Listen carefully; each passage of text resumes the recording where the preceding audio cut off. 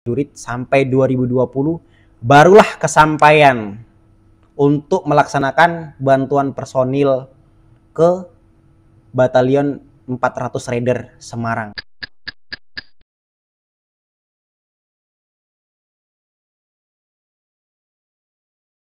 Assalamualaikum warahmatullahi wabarakatuh. Salam sejahtera bagi kita semua, khususnya sahabat channel Abdi Negara dimanapun Anda berada. Pada kesempatan kali ini, saya ingin berbagi mengenai pengalaman hidup saya. Bahwasannya saya dulu itu sangat-sangat minat, sangat-sangat ingin teman-teman. Sangat-sangat ingin untuk ikut Satgas, yaitu satuan tugas di wilayah-wilayah perbatasan seperti Papua, Kalimantan, dan Timur Leste. Itu saya sangat-sangat minat teman-teman. Kenapa saya sangat minat dan kenapa saya sangat ingin berangkat Satgas di wilayah perbatasan? Karena buat saya seorang prajurit itu kebanggaannya ya berangkat Satgas. Buat saya tuh Satgas tuh merupakan sebuah kehormatan. Jadi kalau tentara nggak pernah berangkat Satgas itu, wah, nggak ada pengalaman yang bisa diceritakan ke teman-teman. Nggak ada pengalaman yang bisa diceritakan ke keluarga, ke adik leting. Terus kalau ada senior atau teman-teman yang udah pernah berangkat Satgas di wilayah perbatasan, pada cerita, masa iya kita cuma denger ngowoh toh, itu kayaknya kurang asik ya teman-teman. Ya minimal adalah yang bisa kita ceritakan, bisa kita tularkan ke teman-teman yang lain, ke adik-adik leting kita, bahkan ke keluarga gitu teman-teman. Itu motivasi terbesar saya. Jadi waktu itu saya sampai minta ke atasan saya bahwasannya saya itu bener pengen berangkat Satgas ke Papua. Kebetulan yang mau berangkat Satgas ke Papua itu Batalion 406, satuan jajaran satuan saya. Tapi ternyata waktu itu saya belum diizinkan untuk berangkat BP Satgas ke 406 teman-teman. Karena di samping kuotanya sudah penuh, ada pekerjaan yang saya pegang belum ada penggantinya teman-teman. Nah ya udah saya terima aja. Mungkin belum rezeki saya buat berangkat ke sana, menginjakkan kaki di sana, melaksanakan tugas di sana teman-teman ya kan. Lalu beberapa bulan kemudian gantian nih, satuan jajaran juga masih Batalion 407 Padma Kusuma yang berada di Tegal akan melaksanakan Satgas pengamanan perbatasan di wilayah Kalimantan, RI Malaysia teman-teman. Nah di situ juga belum ada juga rezeki saya buat berangkat karena kuotanya sudah penuh, pengganti pekerjaan saya juga belum ada teman-teman. Ya udahlah saya terima aja lah, di home di sini aja lah, saya nikmati ya kan. Jadi kembali saya mengurungkan niat saya teman-teman.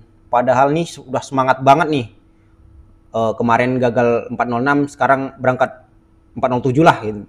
Apalagi nih Kalimantan tuh sektornya agak lumayan aman lah. Tapi kenyataannya memang belum rezeki juga teman-teman. Ya udahlah, saya bersabar aja. Mungkin beberapa tahun mendatang saya diizinkan buat berangkat. Lalu sampailah tahun 2020 teman-teman. Minat saya dari tahun 2017 selama menjadi seorang prajurit sampai 2020 barulah kesampaian untuk melaksanakan bantuan personil ke Batalion 400 Raider Semarang. Nah, batalion ini akan melaksanakan Satgas Pamtas Mobile, satuan tugas pengamanan perbatasan mobile. Mobile itu berarti bergerak ya teman-teman. Ya seperti mencari kedudukan musuh. Jadi ini udah tergambar di benak saya bahwasannya Satgas ini tuh di tempat yang rawan teman-teman. Rawan dan langsung dihadapkan dengan musuh-musuh negara seperti kelompok separatis atau simpatisan organisasi Papua Merdeka teman-teman. Nah disitulah seketika pola pikir saya berubah. Saya ini harus serius latihan, harus semangat. Saya kuatkan fisik dan mental saya supaya siap berangkat Satgas di sana nanti. Nah singkat cerita ada 5 orang yang diutus dari satuan saya untuk melaksanakan BP ke Batalion 400 Raider ini teman-teman. Semua rangkaian kegiatan kita laksanakan dengan semangat. Mulai dari tes kesehatan, tes fisik, tes jasmani, kemudian sampai latihan penyiapan pratugas, dan diakhiri dengan latihan pratugas di wilayah Bantir teman-teman. Bantir ini di wilayah Semarang ya, pegunungan. Tempatnya dingin sekali teman-teman. Jadi itu menurut saya memang latihannya benar-benar berat teman-teman. Sangat menguras tenaga. Karena bobot saya juga waktu itu jadi turun 5 kilo. Kemudian medan latihannya dibuat mirip, semirip mungkin dengan di Papua sana.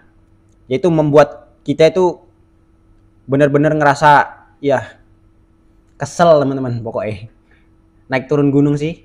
Nah setelah semua rangkaian tes dan pratugas selesai, ternyata teman-teman kabar buruknya saya tidak jadi berangkat Satgas. Karena saya terkena COVID waktu itu.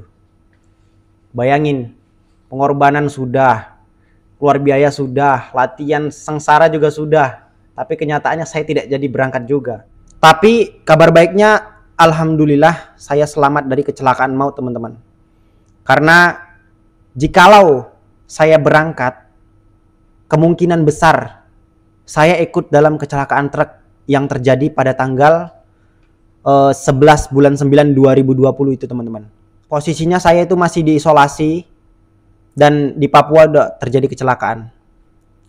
Di situ saya mengucap alhamdulillah teman-teman. Walaupun sebelumnya dalam hati itu merasa sedih saya tidak jadi berangkat. Dari situ saya ingat dan benar-benar meyakini bahwasannya takdir Allah dan ketentuan Allah itu benar-benar itulah yang terbaik.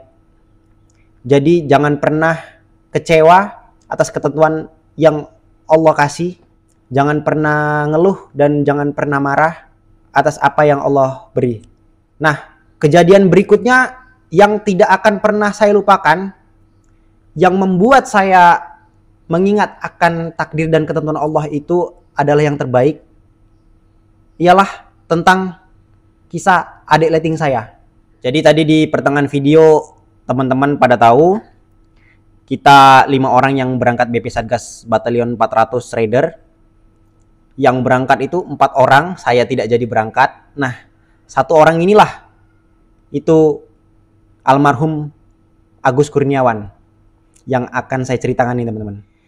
5 orang ini termasuk saya dan 2 senior saya, 1 leting saya dan 1 adik leting saya.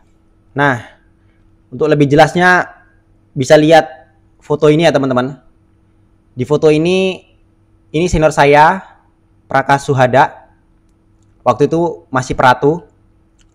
Kemudian ini Praka Doni. Waktu itu masih Pratu juga. Udah persiapan mau Praka teman-teman. Prajurit kepala. Kemudian ini lighting saya.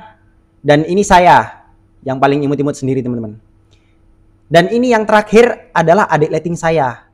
Namanya almarhum Agus Kurniawan. Waktu itu pangkatnya masih Prada, sama seperti saya masih Prada juga. Tapi saya waktu itu udah mau naik Pratu teman-teman. Nah, disinilah hal yang tidak bisa saya lupakan sampai kapanpun teman-teman. Bahwasanya takdir dan ketentuan Allah itulah yang terbaik. Buat saya, buat yang lainnya juga. Saya katakan begini karena saya saksi hidup yang mengalami teman-teman. Saya perlihatkan tadi foto almarhum adik leting saya, Agus Kurniawan. Jadi dia itu adalah korban kotak tembak kelompok kriminal bersenjata. Dulu namanya KKB. Tapi sekarang namanya udah diganti KSTP, Kelompok Separatis Teroris Papua. Karena semenjak kejadian inilah teman-teman. Kejadian almarhum adik leting saya ini.